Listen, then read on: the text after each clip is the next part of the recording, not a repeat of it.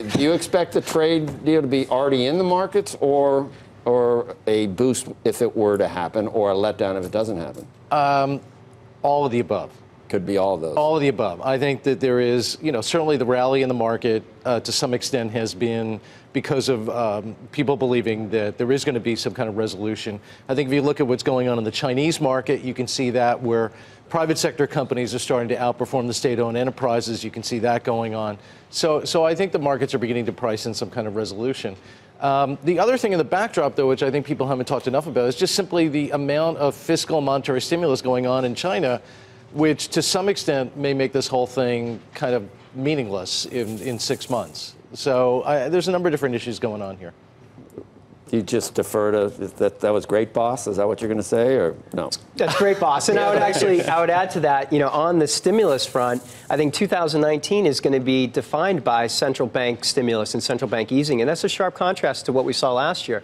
Last year, we saw central banks tightening across the world. 56% of central banks hiked rates in 2018, and that showed when it came to asset prices. Equities were down, credit markets underperformed.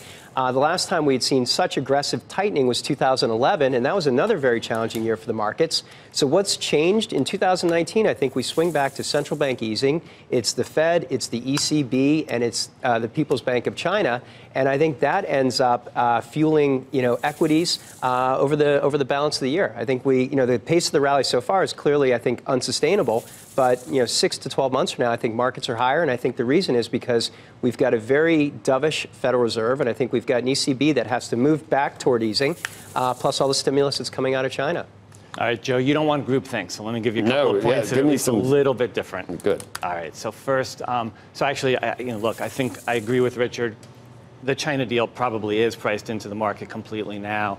My concern would actually be something that I think Michelle mentioned in your 6 o'clock hour, which is that there are structural issues in China that are very significant, and we could go through a long list of them. But the debt, the shadow banking, the corruption, I'm not convinced that the trade deal alone is going to get China back on a significant growth path, and even with the stimulus. So could things get a little bit better in China? Perhaps, but I think that's still a concern for global growth. And then also on Joe's point, of course, we have moved toward a much more dovish trajectory for central banks globally.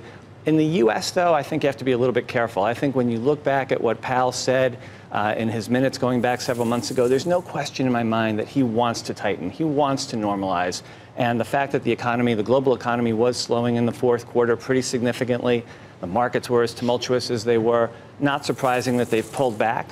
But on any meaningful sign of strength in the economy here in the U.S., I think the Fed does come back into play, and that could certainly kind of, stifle a rally.